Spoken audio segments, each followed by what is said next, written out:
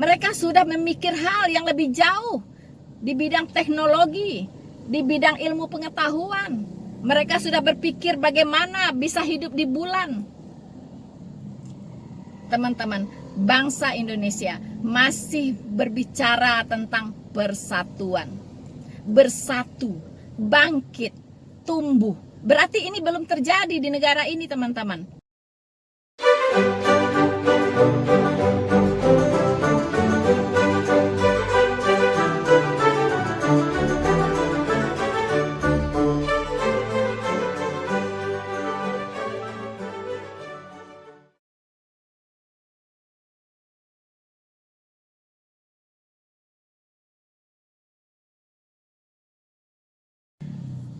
Halo saudara-saudaraku yang terkasih di dalam Tuhan dimanapun Anda berada.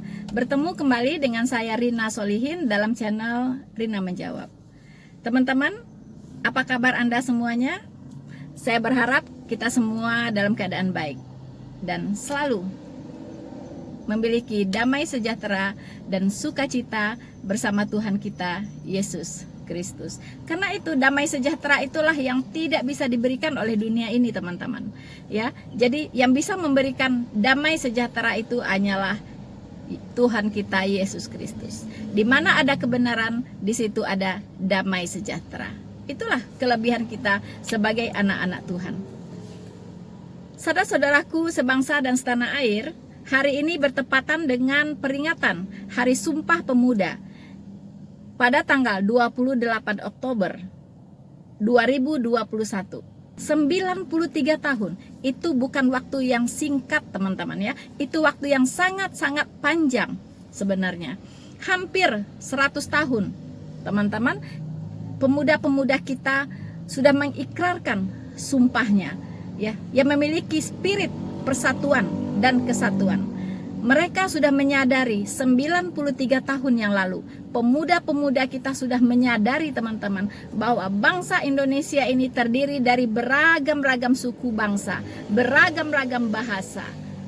Karena itulah mereka ingin membuat Indonesia ini menjadi satu kesatuan yang utuh, tidak tercerai-berai. Bersatu kita teguh, bercerai kita runtuh, teman-teman. Inilah spirit persatuan yang kita bawa sampai hari ini dan harus selalu kita jaga, harus selalu kita ikrarkan, harus selalu kita pelihara di dalam hati kita setiap anak bangsa. Jangan sampai ada yang berpikir ingin memecah belah bangsa ini, teman-teman ya. Jadi di satu sisi mungkin ada kelompok-kelompok yang ingin memporak-porandakan Indonesia ini, memecah belah Indonesia ini. Tapi kita yang punya jiwa nasionalis, kita yang mencintai negara ini, teman-teman, kita yang mencintai NKRI ini harus terus menyuarakan persatuan dan kesatuan bangsa. Saudara-saudaraku sebangsa dan setanah air dimanapun Anda berada, saya pun menggunakan momen hari ini untuk berbagi dengan saudara-saudara semua, di mana kondisi bangsa kita ini sedang di dalam, saya berani katakan, tidak sedang dalam keadaan baik. Jujur, teman-teman ya, tidak dalam keadaan baik, tidak sedang dalam keadaan baik-baik saja.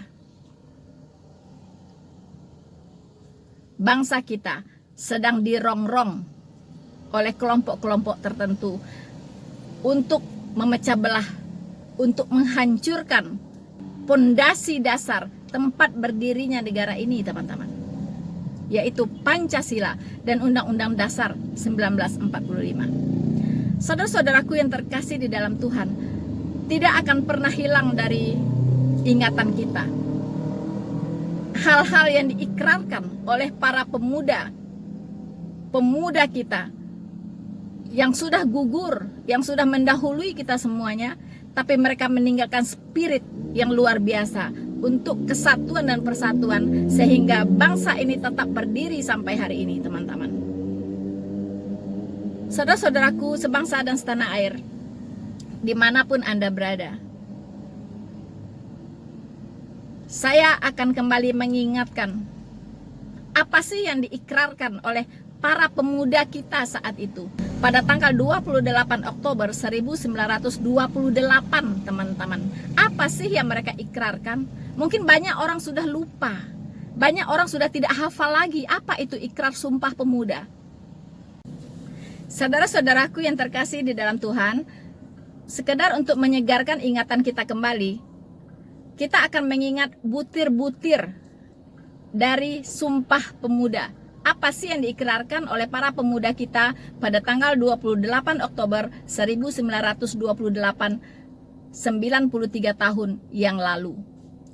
Ini adalah dalam rangka mereka memberikan spirit persatuan dan kesatuan untuk merebut kemerdekaan, teman-teman.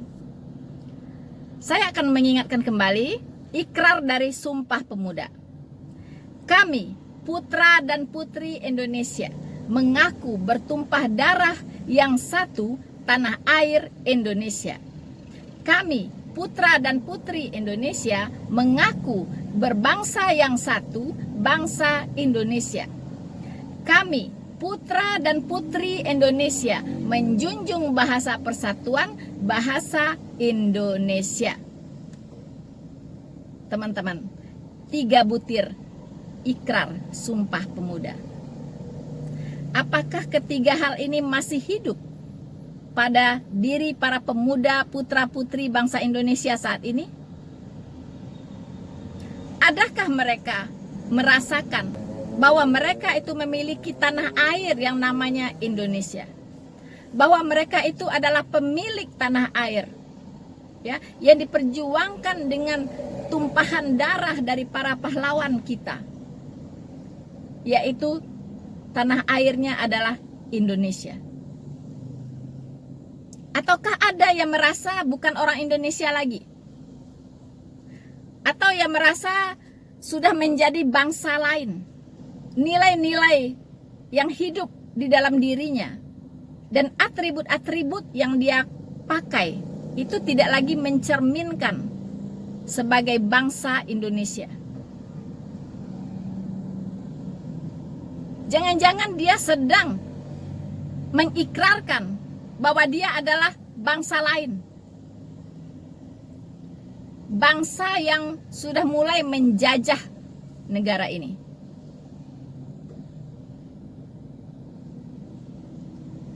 Pada tanggal 21 April, kita ingat perjuangan ibu kita semua, Raden Ajeng Kartini. Saya masih ingat waktu saya sekolah dulu di tahun 70-an, 80-an begitu ya.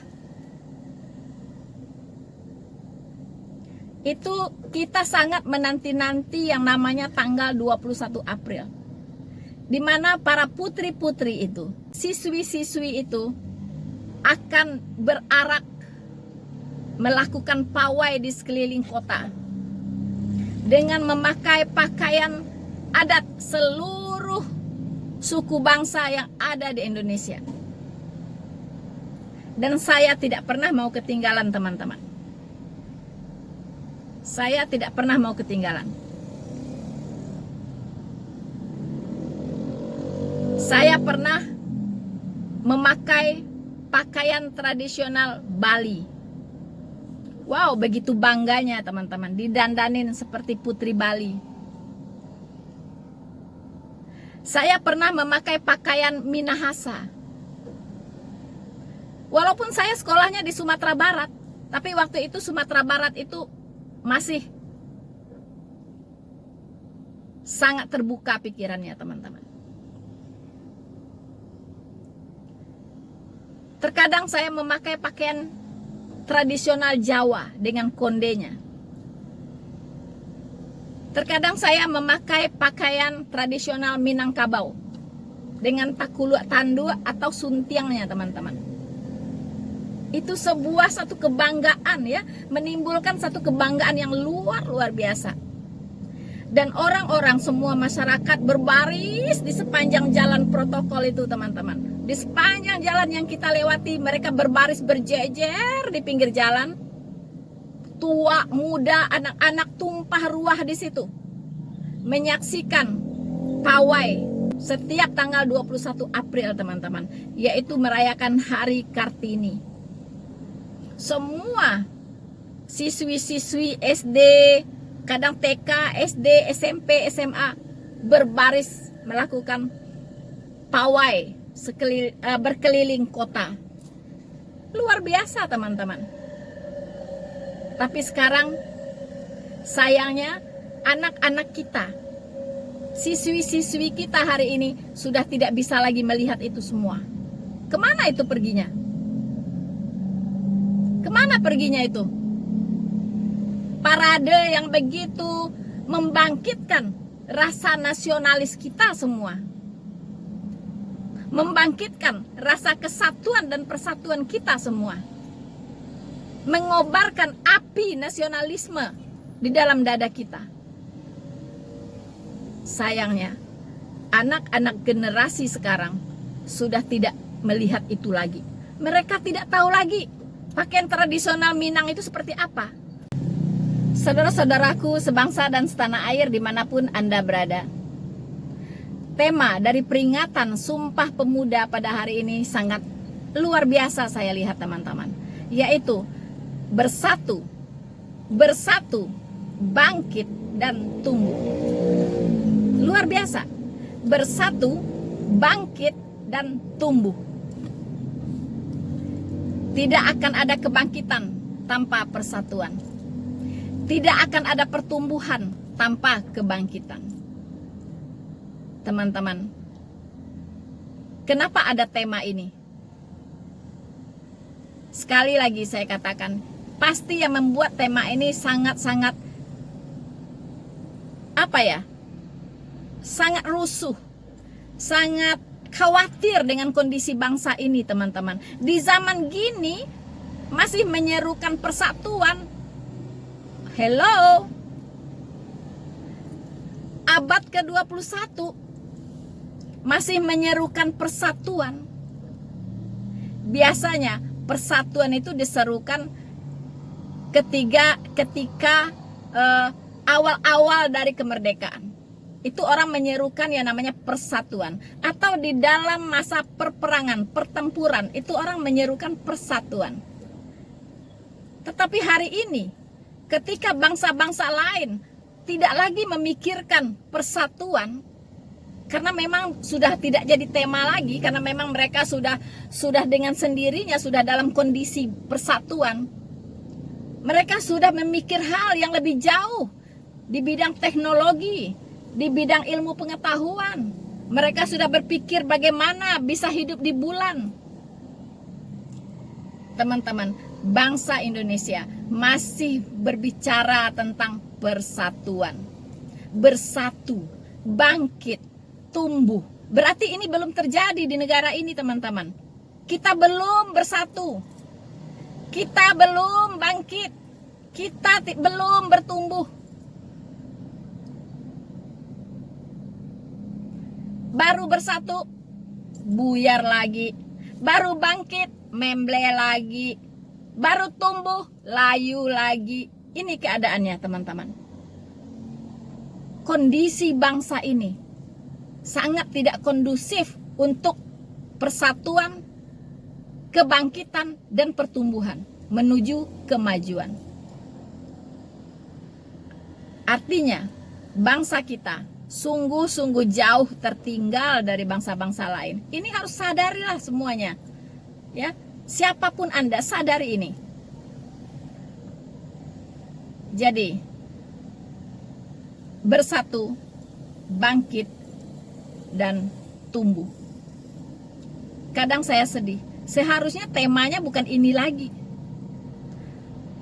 Tema ini seharusnya itu 93 tahun yang lalu sudah diikrarkan oleh para pemuda kita, yaitu spirit persatuan. Nah, hari ini sudah berapa generasi kesininya masih menyerukan persatuan. Hey, hello, Anda di mana saja selama ini? Ngapain aja, hei bangsa Indonesia, ngapain aja? Hari-hari gini masih menyerukan persatuan. Artinya ada yang tidak beres dengan bangsa ini. Ada yang tidak beres. Dan saya kira semua juga tahu. Memang banyak yang tidak beres. Saudara-saudaraku sebangsa dan setanah air dimanapun Anda berada, banyak orang bisa memaknai tema dari Sumpah Pemuda hari ini, yaitu bersatu, bangkit, dan tumbuh dari berbagai aspek. Tetapi izinkan saya untuk memaknai tema ini menurut pandangan saya sendiri, teman-teman. Saya berdoa kepada Tuhan untuk hari ini, apa yang harus saya sampaikan. Dan puji Tuhan, Tuhan memberikan saya hikmat untuk menyampaikan hal ini, teman-teman. Saya kira ini sangat penting supaya ada perbaikan di bangsa kita, supaya bisa menyadarkan setiap anak bangsa tentang kondisi dan situasi yang sedang kita hadapi, terutama dalam berbangsa dan bernegara. Saudara-saudaraku setanah air, dimanapun Anda berada, kondisi dunia saat ini masih di dalam cengkraman coronavirus, COVID-19. Ada yang menyorot tema Sumpah Pemuda hari ini, yaitu bersatu, bangkit, dan tumbuh, itu dalam mengatasi corona. Bagaimana bisa kita keluar, ya, bebas dari serangan COVID-19 ini. Teman-teman, saya akan menyoroti tema kali ini dari perspektif yang berbeda, tapi masih sejalan, teman-teman. Saudara-saudaraku sebangsa dan setanah air, kita tahu bahwa keganasan COVID-19 itu luar biasa. Sudah jutaan orang seluruh Indonesia yang jadi korban, yang sudah kehilangan nyawanya oleh virus ini, teman-teman. Ya, banyak menganggap ini ciptaan manusia dan lain-lainnya. Ya, ini sengaja disebarkan untuk tujuan-tujuan politis. Itu boleh-boleh saja. Tapi yang pasti, virus ini sangat ganas. Tetapi jangan lupa, teman-teman, kita tidak hanya sedang menghadapi virus corona yang begitu ganas, tetapi kita, dunia ini, teman-teman, dunia ini saya katakan sedang menghadapi virus yang tidak kalah ganas, yaitu radikalisme. Apa persamaan antara virus corona dengan virus radikalisme? Persamaannya ya satu persamaan yang pasti, yaitu punya efek mematikan, teman-teman. Punya efek mematikan. Jadi kedua virus ini, virus corona dan virus radikalisme, itu mematikan. Virus corona menyerang imun sistem, ya, dari tubuh kita, teman-teman. Sementara virus radikalisme menyerang imun sistem dari pikiran dan mental manusia. Lalu apakah gejala-gejalanya sama, teman-teman? Antara virus corona, ya, ketika seseorang mengalami serangan dari virus corona atau terinfeksi virus corona dengan terinfeksi radikalisme, ajaran-ajaran radikalisme. Apakah sama gejala-gejalanya? Sama, teman-teman, sama. Kalau orang terkena virus corona, dia mengalami yang namanya pusing-pusing, ya, kepala dibuat jadi pusing. Kemudian perut mual. Meningkat lagi, hilang rasa penciuman, hilang rasa pengecapan, teman-teman. Jadi nggak tahu lagi membedakan bau ini udah nggak ada bau apa-apa, ya. Terus nggak bisa lagi merasakan makanan ini rasanya apa, manis, asin, pedas, udah nggak bisa lagi merasakan apa-apa. Jadi mati rasa, teman-teman, ya. Kemudian setelah mati rasa, semakin parah nih, ya. Akhirnya dia menyerang semua organ. Ya, virus akan melumpuhkan semua organ, menggerogoti semua organ yang ada di dalam tubuh, menggerogoti hati, menggerogoti paru-paru, menggerogoti apa semuanya, jantung, semua digerogoti, teman-teman, ya, digerogoti semuanya. Akhirnya organ-organ itu tidak berfungsi lagi dan orangnya pun dead, mati. Ini tidak jauh beda dengan virus radikalisme yang sekarang sangat bergentayangan dan sangat dan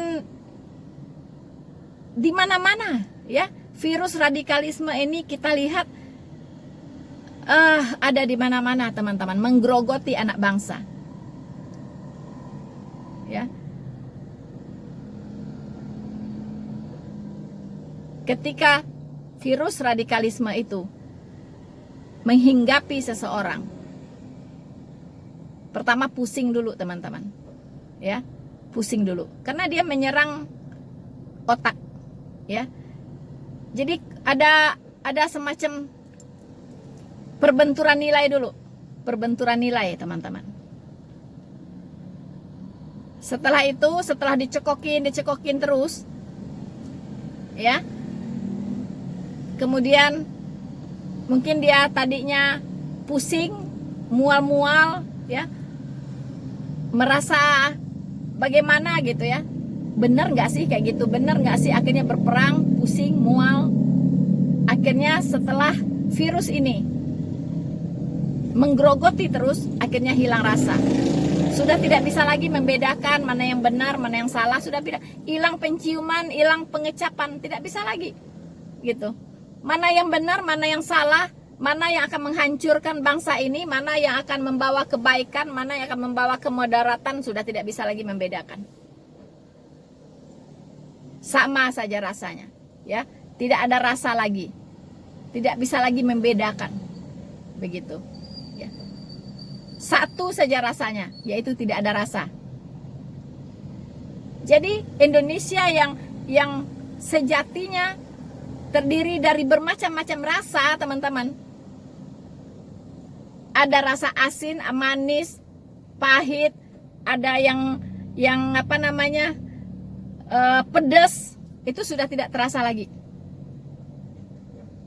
Sudah tidak dilihat lagi itu, teman-teman. Semua hilang rasa. Jadi tidak ada lagi toleransi untuk yang perbedaan ini, untuk yang sesuatu yang berbeda. Tidak ada toleransi lagi, karena sudah hilang rasa, hilang penciuman, hilang pengecapan. Teman-teman, beginilah lama-lama bangsa ini, kalau tidak cepat-cepat diatasi penyebaran dari nilai-nilai radikalisme ini, akan tinggal nama, yaitu mati. Kasihan para pemuda kita yang sudah bersumpah 93 tahun yang lalu mengikrarkan spirit persatuan dan kesatuan bangsa. Itu sia-sia. Betapa sedihnya mereka kalau mereka bisa melihat apa yang terjadi dengan bangsanya pada hari ini. Juga para pahlawan kita yang sudah gugur melihat kondisi bangsanya hari ini, pasti akan menangis bombay, teman-teman.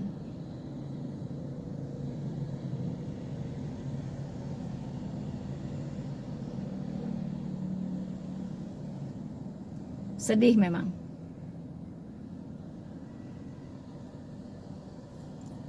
Teman-teman, saya baru dikirimin video oleh teman saya yang di Eropa.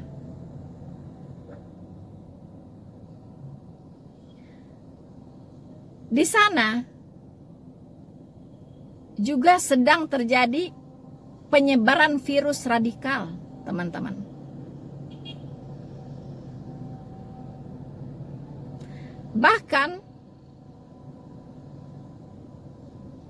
yang mendeklarasikan virus-virus itu, yang menyebarkan virus-virus itu adalah para pendatang, yaitu para imigran dari negara-negara yang sudah hancur lebur di Timur Tengah sana oleh agama.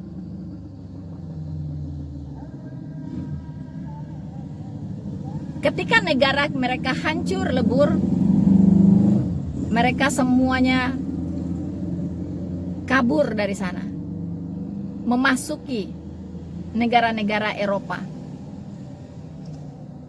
Tapi apa yang terjadi, teman-teman? Mereka ingin memusnahkan bangsa Eropa. Mereka mengatakan pelarian mereka ke sana tidak boleh sia-sia. Mereka ingin memiliki kehidupan yang mereka impikan seperti orang Eropa. Mereka mengatakan mereka akan menaklukkan Eropa bukan dengan perang, teman-teman. Bukan dengan perang, tapi dengan cara beranak pinak. Dengan cara beranak pinak. Dan dengan cara mengawini perempuan-perempuan Eropa. Mereka dengan terang-terangan mengatakan, anakmu perempuan akan kami kawini. Kalian cuma punya 1 istri. Kami akan memiliki 4 istri, bahkan lebih. Ini dia katakan kepada orang-orang Eropa, teman-teman. Dia katakan lagi, kalian mempunyai anak paling 1, lalu 1 lagi anjing. Ya, memang orang Eropa itu sudah malas punya anak, teman-teman. Ya mungkin mereka mencari kenyamanan ya, nggak mau repot-repot atau bagaimana, kualitas hidup mereka jadi terganggu kalau punya anak, ya tidak bisa menikmati lagi hari tuanya, harus mikirin anak dan sebagainya. Akhirnya mereka tidak mau punya anak. Kalau punya anak pun itu paling 1, 2. Dan bahkan Eropa menawarkan fasilitas supaya orang-orang ini menikah dan punya anak. Bahkan anak masih di dalam kandungan saja itu sudah difasilitasi oleh negara. Luar biasa, teman-teman. Ya, nanti waktu dia lahir itu negara sudah kasih subsidi semua. Ya, apa yang dibutuhkan oleh baby yang baru lahir ini. Sampai popoknya, teman-teman, negara mau kasih ranjang segala macam. Ya, kelengkapan kamar baby itu negara kasih, teman-teman, untuk merangsang supaya orang Eropa ini mau punya anak.